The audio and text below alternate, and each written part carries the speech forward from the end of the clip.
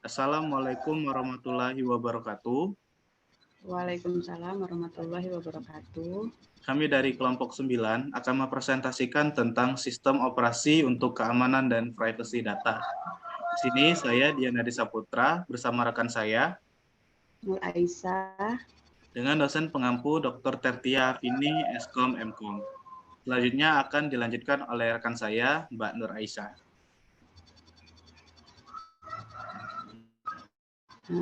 Baiklah, di sini kami akan menjelaskan tentang sistem operasi untuk keamanan dan privasi data.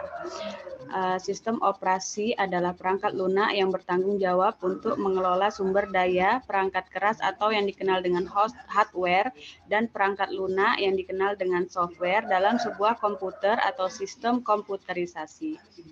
Beberapa aspek penting dalam sistem operasi yaitu 1.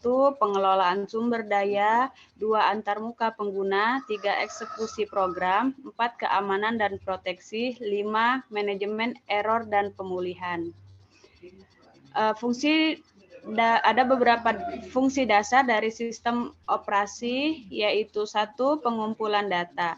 Sistem operasi bertugas untuk mengumpulkan data dan informasi yang diperlukan untuk keperluan organisasi. 2. Penyimpanan data. Sistem operasi menyimpan data yang dikumpulkan secara terstruktur dan terorganisir agar mudah diakses dan dikelola. 3. Pengolahan data. Sistem operasi melakukan pengolahan data untuk mengubah data mentah menjadi informasi yang lebih berarti dan berguna. 4. Penggunaan informasi. Sistem operasi menyediakan informasi yang relevan dan tepat waktu kepada pengguna yang membutuhkannya. 5. Pengendalian dan pengamanan. Sistem operasi melibatkan pengendalian dan pengamanan data dan informasi yang disimpan dan diproses. Nah, tujuan dari sistem operasi yaitu 1. Mendukung pengambilan keputusan. Sistem informasi dirancang untuk memberikan informasi yang dibutuhkan untuk mengambil keputusan yang efektif dan efisien. 2. Meningkatkan efisiensi operasional. Sistem informasi bertujuan untuk meningkatkan efisiensi operasional dalam organisasi. 3. Meningkatkan kinerja organisasi. Sistem informasi dapat berkontribusi pada peningkatan kinerja organisasi secara keseluruhan. 4. Meningkatkan layanan pelanggan. Sistem informasi memungkinkan pengguna untuk memberikan layanan yang lebih personal, responsif, dan memenuhi kebutuhan pelanggan.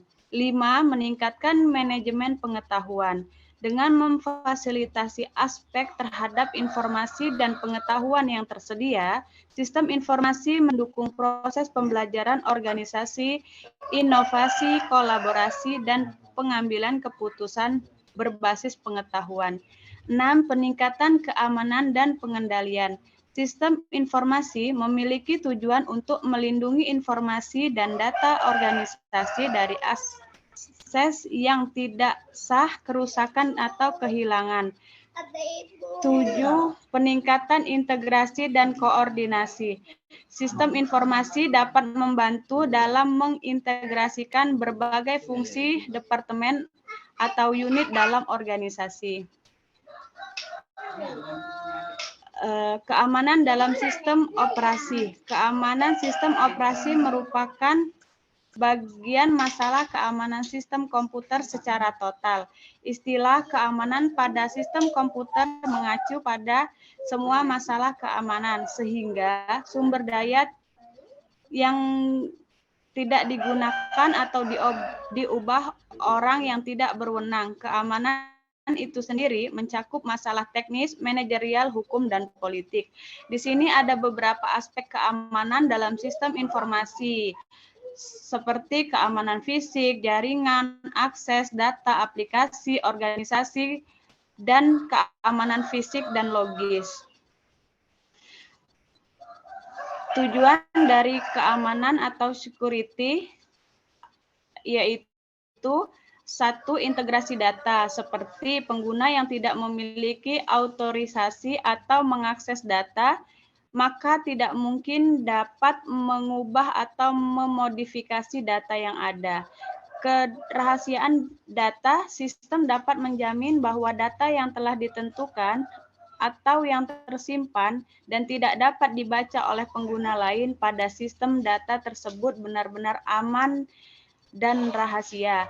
Ketersediaan akses ke sistem tidak ada. Seorang pun sekalipun dengan akses ke sistem dapat menyebabkan sistem menjadi tidak dapat digunakan. Sebagai contoh, serangan melalui internet. Demikian penjelasan dari saya, yang selanjutnya akan dilanjutkan oleh rekan saya. Baik, saya akan melanjutkan keamanan dan kriptografi. Di sini, kriptografi merupakan ilmu dan seni menyembunyikan atau melindungi informasi dengan menggunakan teknik-teknik matematika dan komputasi. Tujuannya sendiri adalah untuk memastikan kerahasiaan, integritas, autentikasi, dan non-repudiasi informasi yang dikirimkan melalui media yang tidak aman atau tunduk pada risiko serangan.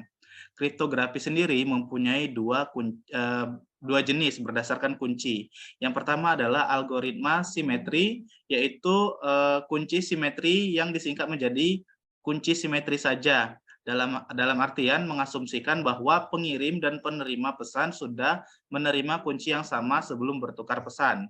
Kalau algoritma asimetri, dia kunci atau key untuk enkripsi bersifat tidak rahasia dan dapat diketahui, digunakan oleh siapapun atau bersifat publik. Di sini untuk kunci key-nya bisa didekripsikan bersifat rahasia yang hanya diketahui oleh penerima pesan saja. Selanjutnya adalah keamanan data. Keamanan data adalah praktik dan tindakan yang dilakukan untuk melindungi data dari ancaman, akses yang tidak sah, kerusakan, atau kehilangan. Ini melibatkan penerapan langkah-langkah dan kebijakan keamanan yang sesuai untuk memastikan integritas, kerahasiaan, dan ketersediaan data. Ada aspek-aspek penting dalam keamanan data. Yang pertama adalah enkripsi data, pengelolaan hak akses, backup dan pemulihan data, pengawasan dan pemantauan, keamanan fisik, dan penanganan serangan dan kejadian keamanan. Untuk keamanan sistem operasi, ini merupakan upaya untuk melindungi SO dari ancaman dan serangan yang dapat merusak integritas, kerahasiaan, dan ketersediaan data serta mengganggu kinerja sistem. Kalau misalkan sistem operasi kita ini baik, maka itu tidak rentan dari hacking atau keamanannya aman. Lanjut, keamanan pada data pada Microsoft Windows, ada beberapa langkah yang perlu kita perhatikan dalam meningkatkan keamanan pada Windows. Yang pertama, kita harus melakukan pembaharuan sistem operasi yang otomatis. Windows selalu memiliki pembaruan keamanan terbaru, jadi selalu kita update. Yang kedua adalah kita harus menggunakan sandi yang kuat. Di sini kita harus mengkombinasi huruf besar dan angka kecil, huruf besar dan kecil, angka dan karakter khusus. Selanjutnya adalah firewall. Kita harus mengaktifkan dan mengkonfigurasikan firewall pada Windows kita. Ini untuk membantu melindungi komputer dari serangan jaringan dengan memantau dan mengatur lalu lintas data yang masuk dan keluar dari sistem. Selanjutnya adalah penggunaan akun pengguna terbatas. Di sini kita menggunakan akun non-administrator untuk kegiatan sehari-hari. Selanjutnya adalah keamanan pada Windows 10. Ada beberapa langkah yang kita dapat lakukan untuk meningkatkan keamanan pada Windows 10. Yang pertama adalah pembaruan reguler. Di sini memang Windows 10 sudah ada selalu memperbarui pembaruan keamanan terbaru yang disediakan oleh Microsoft. Jadi kita bisa selalu update. Yang kedua, kita aktifkan lagi firewall di sini agar tetap mengatur lalu lintas data yang masuk dan keluar pada jaringan. Terus penggunaan akun pengguna terbatas, kita menggunakan akun non-administrator untuk kegiatan sehari-hari. Agar apa? Agar membantu membatasi dampak potensial dari serangan malware atau akses yang tidak sah. Selanjutnya adalah Windows Defender. Di Windows 10 ini telah dilengkapi dengan Windows Defender, yang merupakan perangkat lunak antivirus dan anti-spyware bawaan. Keamanan basis data. Nah, keamanan basis data sendiri ini untuk menjamin data yang keluar dari database management server. Terus juga data yang masuk ke dalam DBMS, dan yang terakhir adalah data yang tersimpan pada DBMS. Ini sangat penting sekali. Selanjutnya adalah keamanan pada smartphone. Pada dasarnya konsep keamanan pada smartphone atau ponsel pintar ini menjamin beberapa hal. Yang pertama, kita tetap bisa menjaga data kita, biodata pengguna, terus juga perlindungan dari penyalahgunaan orang-orang yang tidak kita kenal. Selanjutnya ada beberapa ancaman keamanan pada SO. Yang pertama adalah hacking, cracking, atau siapa saja yang berusaha telah mengakses sistem tanpa izin dari pihak yang berwenang. Ini tujuannya bisa melakukan pencurian data atau merusak informasi. Selanjutnya adalah interruption. Ini serangan yang ditujukan untuk aspek ketersediaan yang menjadikan sistem tidak tersedia atau rusak. Biasanya serangan ini contohnya serangan denial of service attack. Selanjutnya adalah interception. Serangan berupa pihak yang tidak memiliki wewenang yang berhasil mengakses data informasi dengan melakukan penyadapan. Selanjutnya adalah modification. Serangan berupa pihak yang tidak memiliki wewenang berhasil memodifikasi aset atau data yang dimiliki oleh organisasi atau perusahaan. Lanjut, itu adalah fabrication. Ya, serangan ini berupa pihak yang tidak berwenang menjadi seolah-olah pengguna sah dan mengirimkan pesan palsu ke dalam sistem. Selanjutnya, terjadinya korsleting listrik juga dapat mengakibatkan terhentinya proses sistem atau bahkan kerusakan sistem. Selanjutnya adalah kemampuan user terbatas dalam menggunakan dan memelihara sistem. Dan yang terakhir adalah alam. Nah, alam juga bisa menjadi ancaman yang tidak bisa dicegah, seperti banjir, gempa bumi, kebakaran, dan lain sebagainya.